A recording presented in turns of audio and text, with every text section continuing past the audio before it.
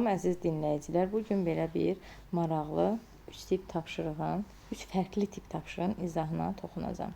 Deməli, başlayaq birinci 18-ci sualdan. 18-ci sualda görə bizə nə deyir? Deyir ki, deməli, y bərabərdir 2x üstəgəl 5 və bir funksiya verib y bərabərdir ax üstəgəl b. Deyir, qrafiki o x oxuna nəzərən. Gəlin simmetriyanı yadınıza salaq.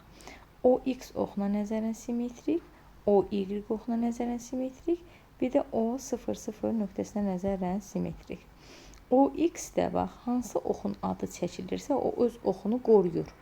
Yəni, o x dediyinə görə x olduğu kimi qalır, y dəyişir. Bax, öz oxunu qorudu.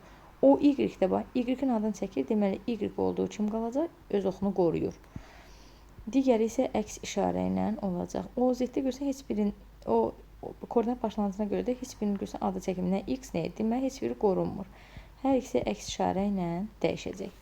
Gəlin bunu biraz genişləndirək. Deməli, burada baxırıq nəyə? İndi burada bizə bu sualda deyir ki, birinci o x oxuna görə. O x oxuna görə dedikdə, deməli, nə dəyişəcək? Y dəyişəcək. Deməli, y-in yerinə, gəlin qələm rəngimi dəyişim. Y-in yerinə qoyacağım mənfi y. Bax, burada yazmışam.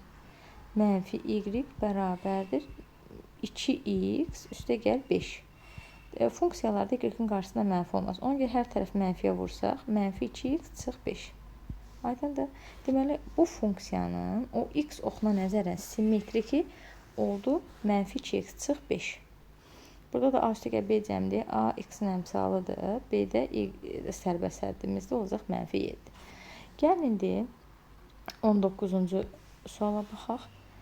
19-cu sualda görə bizə nə deyir?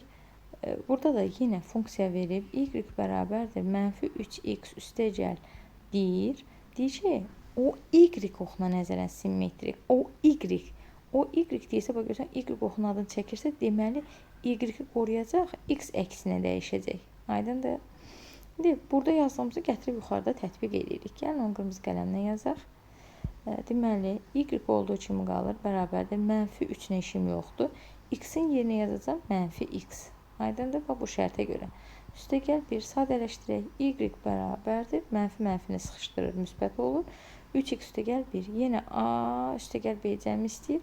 A, burada baxın funksiyanın özünə. X-in əmsalıdır. B də sərbəst həddimizdir. 3 üstəgəl 1, 4. Cavab bəndi. Gəlin, növbəti sonuncu 20-ci suala baxaq. Yenə funksiya verib, y bərabərdir mənfi 3x üstəgəl 4. Y bərabərdir kx üstəgəl b.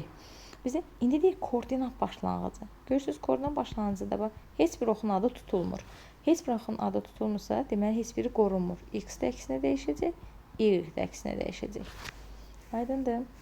İndi burada, yəni bax, burada nə deyirsə gətirib yuxarıda da onu yazırıq.